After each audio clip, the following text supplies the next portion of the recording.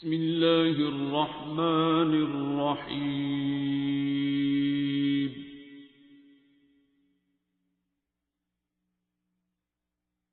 अर्रहमान। आपका का, पहले तो आई है फैसलाबाद से, क्या नाम है? सादिया। आप किसके साथ आई थी? आप भी दीपा आंटी के साथ आई थी?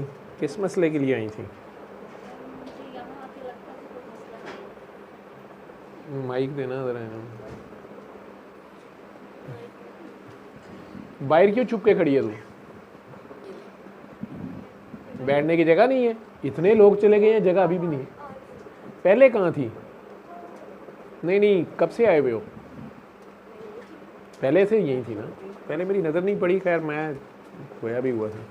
जी पुत्र जी। पहले तो अस्सलाम वालेकुम सर, आपको बहुत बहुत मुबारक हो उम्र की।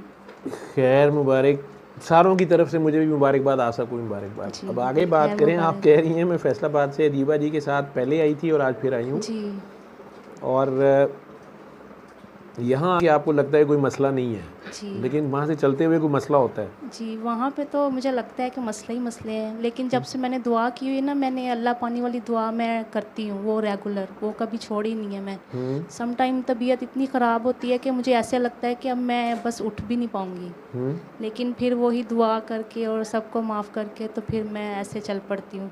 ये जो मेरी राइट साइड है, ये टांग और ये सारा ये स्वेल हो जाती है और ये यहाँ से पेन नहीं ख़त्म होती, और आइज़ और सर दर्द।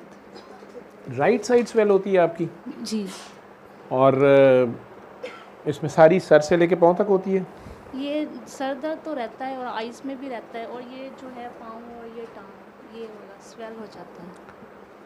मेरे से बात हुई थी पिछली बार। जी। मैंने क्या कहा था?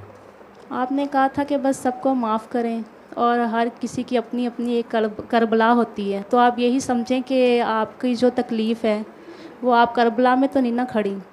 बस ये आपने कहा था, तो फिर मुझे समझ आ गया कि, और मैं घर में सबसे बड़ी हूँ। वो पानी लीजिएगा। तो हिफ़्ज़ किया हुआ है, तो इस सिलसिले में मैंने आपसे एक क्वेश्चन करना था कि अब मैं जब पढ़ती हूँ, नमाज़ पढ़ती हूँ, पहले मैं बहुत ज़्यादा वज़ाइफ़ करती थी, सूरत बकरा डेली पढ़ती थी, तो मैं इस सिस्टम से अभी जुड़ी नहीं थी, तो बहुत तकलीफ़ में, पेन में, घर में भी काफ़ी मसले मसाइल रहते हैं। तो फिर ये जैसे सिस्टम मुझे मिला, तो फिर ये आप ही ने मुझे दुआ करवाई थी, फिर मुझे लास्ट टाइम पता लगा कि इन्होंने करवाई है। तो कौन फिर सी आप ही ने? ये आपकी सदफ ने। अच्छा, ये यूट्यूब के ऊपर जिनका नंबर है? जी। जी।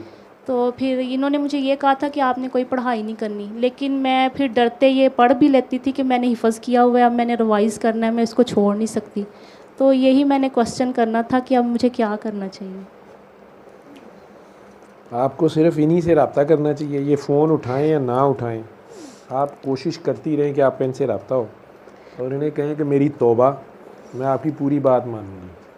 ठीक है? मैं इनकी पूरी बात मानती हूँ, ऐसा हो नहीं सकता कि मैं बस ये वो कुछ आपको उन्होंने कहें। कहा था ना कि आपने नहीं पढ़ना, जी। तो आपने फ़िलहाल नहीं पढ़ना था। ठीक है? सही। कुरान की हिफाजत का ज़ुम्मा अल्लाह ने लिया हुआ है। जी। ठीक है? वो याद भी रखो, नबी करीम सल्लल्लाहु अलैहि वसल्लम कह रहे हैं ना। जी। तो याद करने की भी जल्दी ना कर और समझने की जल्दी भी ना कर, और मैं खुद इसे संभाल भी लूँगा और याद भी करा लूँगा और सारा। तो एक तो वो छोटे बोते बच्चे जैसे हम पढ़ते हैं सब कुरान करीम, फिर हिफ्ज़ भी करते हैं, फिर उसको याद रखने के लिए दौरा कुरान भी करते रहते हैं, वो सारी बातें ठीक हैं। अब आप किसी और जगह आ गई हैं, इस जगह पे अब आपकी ये जो हालत हो रही है जिस्म की और हालत, इसकी मुख्तलिफ़ तरीके से लोग इलाज करेंगे। हम ये कहेंगे कि फ़िलहाल रोक दें। जी। ठीक है? और जो भी इन्होंने, आपने इनसे फ़ोन पे ज़्यादा खुल के बात की होगी, यहाँ सबके सामने तो आप नहीं कर सकती। जी। और आपकी यहाँ हालत वो है भी नहीं जिसमें आप बोलें। यहाँ आप बैलेंस में हैं, यहाँ पे तो आपको ऐसे है जैसे कुछ भी नहीं है। जी, ऐसे ही। ठीक है? लेकिन घर जाके फिर मसले शुरू हो जाते हैं। जी। ठीक है? तो वो आपने इनसे डिस्कस किए होंगे। ये काफ़ी लोगों को डील करती थी, ये भी अब चिड़चिड़ेपन की स्टेज पे हैं, क्योंकि एक बंदे को 100 बार एक बात बतानी, उसने फिर वही गलत करनी, फिर फ़ोन पे मासूम भी बनते हैं, मैंने किया भी कुछ नहीं है। ठीक है? हालांकि वायलेशन की होती है। सिस्टम इतना डड है कि वो हो ही नहीं सकता। ठीक है? हमें पता होता है कि ये सूरह रहमान किसी ने सुनी है ना, वो ठीक हुआ है। उसके बाद या इसको जो भी दुआ बताई थी, इसको कहा था ये इसको फ़र्क पड़ा, अब इसने फिर से वो गलती की है और अब ये ना मान रहे और ऊपर से इसको शक पड़ गया कि लो ये क्या मुझे कह रहे हैं कुरान ना पढ़ो या ये ना पढ़ो या वो ना पढ़ो, ये शक में गया है। जहाँ शक होगा वहाँ से हक चला जाएगा, वहाँ हक नहीं होगा। ठीक है, अल्लाह करीम जब नबी करीम सल्लल्लाहु अलैहि वसल्लम को कह रहे हैं कि नबी अपनी जान पे जुल्म मत कर, मैंने ये कलाम मुशक्क़त के लिए नहीं उतारा। फिर कुरान में बार बार वो कह रहा है कि इसी में से जालिम अपने लिए खसारा बढ़ा लेते हैं, तो अपनी जान पे जुल्म नहीं करना होता ना। सर बात ये है कि पेरेंट्स जो हैं वो इन चीज़ों को नहीं ना मानते, वो फिर कहते हैं कि आपने हिफ्ज़ किया, वो पढ़ते क्यों नहीं हो? नहीं तो मैं पढ़ रही हूँ, हाँ यही, लेकिन वो कहते हैं उस पे अमल शुरू करो फिर ना। मैं डर जाती हूँ। नहीं वो फिर आप फिर पेरेंट्स की मानो, पेरेंट्स सबसे बड़े मुर्शद होते हैं, वो तो फिर उनकी मानो, लेकिन उन्हें कहो कि ये मेरे जिस्म के साथ हो रहा है, इसका आप इलाज कराएं। अपने जिन्होंने हिफ्ज़ करवाया था, जो आपके उस्ताद हैं या उनके कोई बड़े हैं, उनसे रब्ता करें। वो भी तरीका, वो हो सकता है आपको कोई और तरीका बताएं कि नहीं आप ज़्यादा पढ़ें या ये वाला हिस्सा पढ़ें और इसको पक्का करें या ये ना करें और ये ठीक हो जाएगा, अगर वो बात को समझते हैं। और अगर वही कह देंगे कि नहीं तुमने अभी नहीं पढ़ना, ठीक है, तो फिर आपको और आपके घर वालों को भी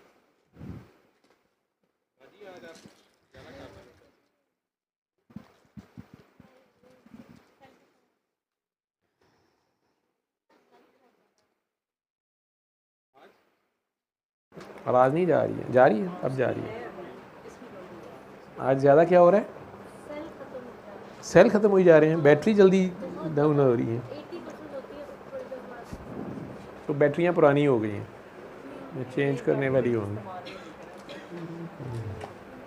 तो अगर आपके उस्ताद ही कह देंगे तो फिर आपके माँ बाप भी मान जाएंगे और आप भी मान जाएंगी, शक शुक ख़त्म हो जाएगी। वो तो नेक लोग हैं, उलमा हैं, मदरसे वाले हैं, वो बात को समझते भी हैं। अगर उन्हें पता होगा रजत क्या है, कैफियत क्यों हो रही हैं, तो शायद वो समझा दें या उसका कोई और हल। एक ही सिचुएशन को डील करने के कई तरीके होते हैं। सर वो यही कहेंगे कि ये सही तरह से पढ़ नहीं रही, जिसकी एज से आपके कपड़ों पे गिर जाएगी।